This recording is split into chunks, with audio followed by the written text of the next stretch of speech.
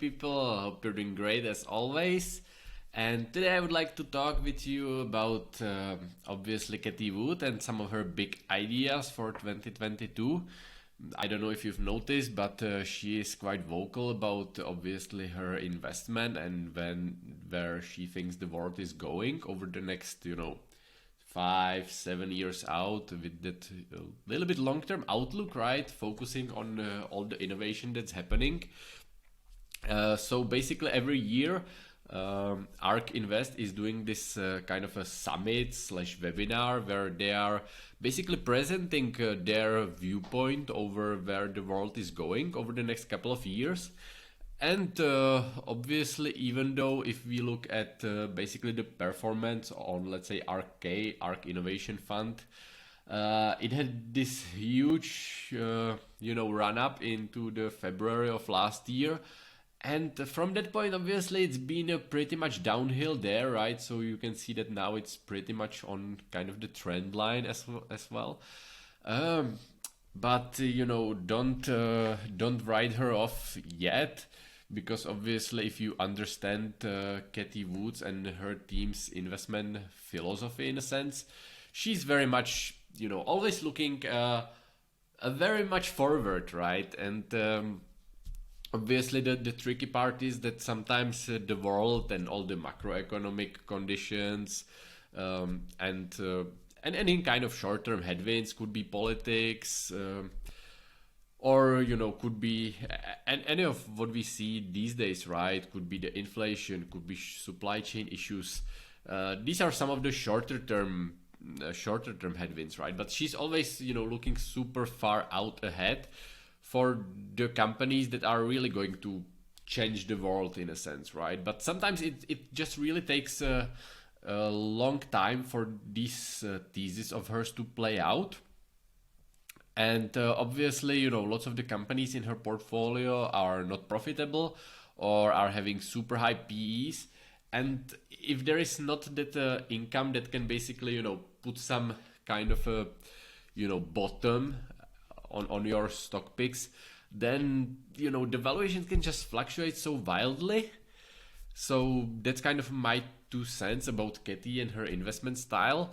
But now I would like to a little bit go through the presentation deck for Big Ideas 2022 and dig a little bit deeper what they see is going to happen over the next couple of years. Because for a patient investor who is really, looking for those companies that will disrupt the whole industries in a major way, there are definitely lots of gems that are worth kind of noting and, checking if your personal portfolio, if some of those companies that you own yourself, if they are aligned with some of those big trends in the society, right? Because if you are a long-term investor, you want to make sure that your company is still going to be relevant 5-7 years from now.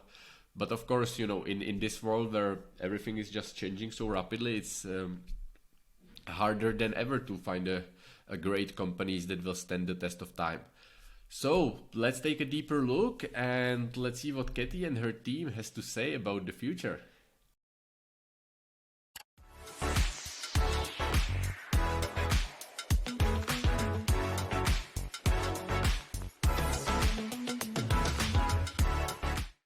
And full disclosure, I was basically listening to the whole webinar as it was going live. I think it was last week. But of course, other than that, I don't really have anything particularly prepared. But I would, kind of like to go through some of those slides and maybe highlight what I deem important. And let's see what they have to say, because there is a lot. So, basically, kind of the main thesis for Cathie and her whole team is that there is going to be a lot of disruption over the coming years, right? And in a sense, that's something that always happens, right? If you look a couple decades back, right, there was, for example, this whole craziness with things like radio stocks, right? At certain point, if you look kind of back into the history, you found those periods where certain industries were, deemed as super innovative. if you go far enough, you can, for example, reach that period with like the railroad stocks, where they were, railroad was the thing that was basically like disrupting lots of areas and massively improving lives of common people, making sure that basically all the products are delivered on time, improving the quality of life of the common folks. So in a sense, innovation is not something that's completely new and comes just out of blue. But obviously, it's something that happens in waves. There was also the whole, around the year 2000, the whole dot-com era with the subsequent crash, right? Because that was basically, in Cathie's own words, that was in a sense a little too early for those internet companies, because the idea was there, the vision, but they did not have like the proper business model, proper way how to monetize this whole new internet thing. And she believes that now we are in a that like the prime time when it's the best time to invest in some of those stocks that are basically supported by the whole movement of the internet and connectivity of the world. So obviously the innovation is very powerful tool, but at the same time it definitely brings a lot of risk with itself, right? There is lots of uncertainty and unknowns, as well as obviously regulatory hurdles, political or legal pressure, and competitive landscape. Especially that regulatory hurdles are, in my opinion, something worth noting, right? Because for example, if you're following the story of Tesla and let's say their autonomous fleet, in a sense, regulatory approval, that's one of the almost like a hard stops that can really set Tesla back a big way, right? If there will be some really strong political pressure not to allow basically full self-driving or some of the stuff. And similar can be said about lots of stocks from Cathie Wood, right? We are having lots of those biogenomic stocks, and healthcare is always super tricky, to get some approval for a new medicine or new stuff which is basically involved in people's health. So if you are investing in some of those innovative companies, you definitely have to bolster yourself and be prepared for, definitely a lot of volatility and just, lots of pressure for people who just want to maintain the status quo and are afraid of some of the innovation that might come. But one of the main ideas of the whole webinar that I kind of caught, or what's in my opinion was one of the main topics, is the convergence of many different industries, right? If we kind of go over the whole presentation deck, there is several big topics.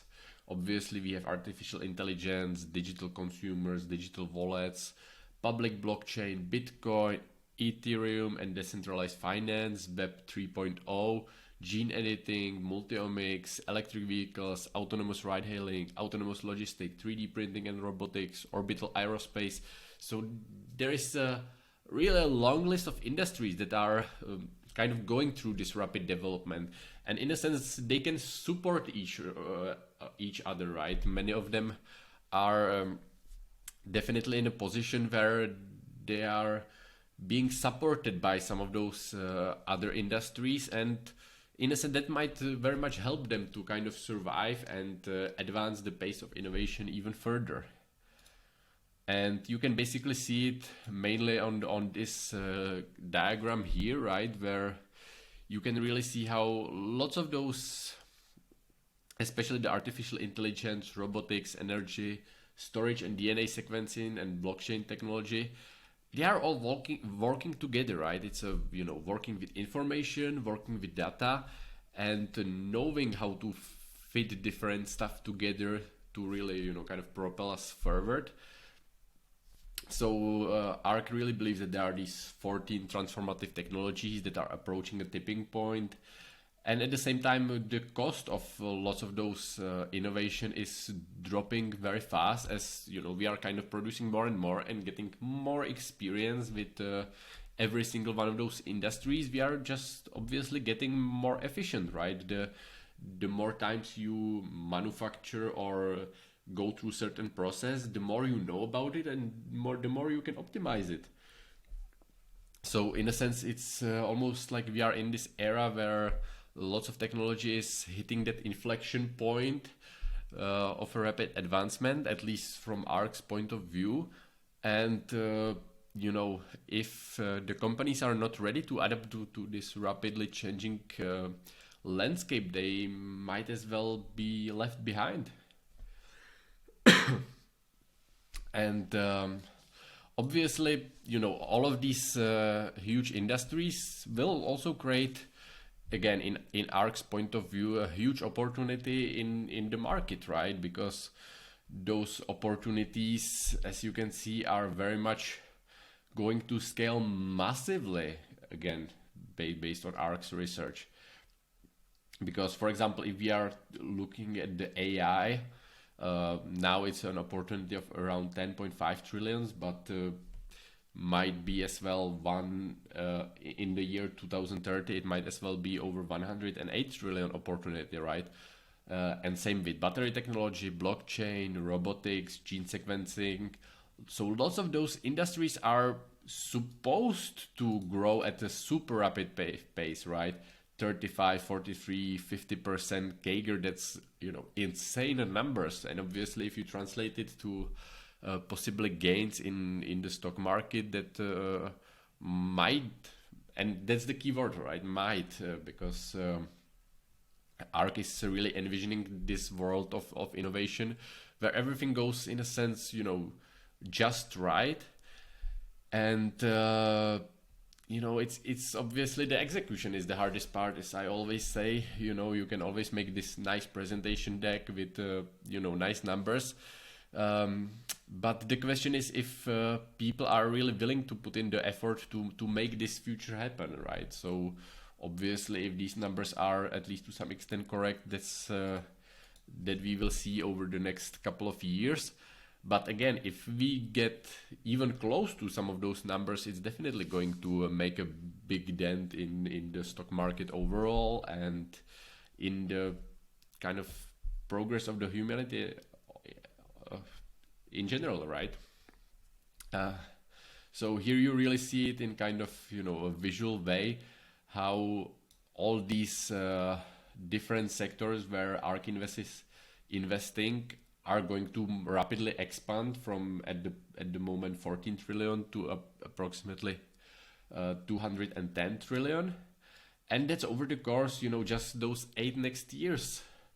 So, you know, we definitely have that huge opportunity there, but we need to make sure that it happens, right? And then the companies that ARK Invest or you personally have chosen for your portfolio are the ones that will, you know, benefit from some of those areas. Because what also often happens, if you are having these industries that are you know, massively expanding, it's also super competitive for the individual companies, right? Because everyone is trying to pile up in this next great venture which is growing, which you know, might very much produce a lot of strain on those companies, and it often ends up in basically like a winner takes all scenario, where, you know, even if you are, let's say, investing in AI, there might be basically one kind of industry leader, and then maybe a couple of companies that might be number 2, number 3, but they might be, you know, kind of left drastically behind, right? And there might be a huge difference between you as an investor choosing to invest in the market leader who will take most of the market share, and choosing the company number 2 and 3. So anytime there is this huge opportunity, risk comes with it as well. And so it's definitely important for you as an investor to really weight your opportunities and to be very careful and understand everything on a super high level. And yeah, I don't want to drag this out for too long, right? So maybe it would be a better to a little bit split it into a couple of different videos. So let me take this one as basically like an introduction and get back to you soon with the next instance. Take care. Everybody, Andre here from Jeremy's team at Financial Fortress, the best stock market Discord there is. Hope you enjoyed the video. We are here to bring you all the resources you need to become successful in the stock market in the long run. And if you would like to step up your game and join us inside and eventually reach the greatness, claim one of those 6-figure or eventually even 7-figure trophies, then consider joining us in the link below or somewhere around, and we would be very happy to have you. So if you're up for the challenge, let's get to it.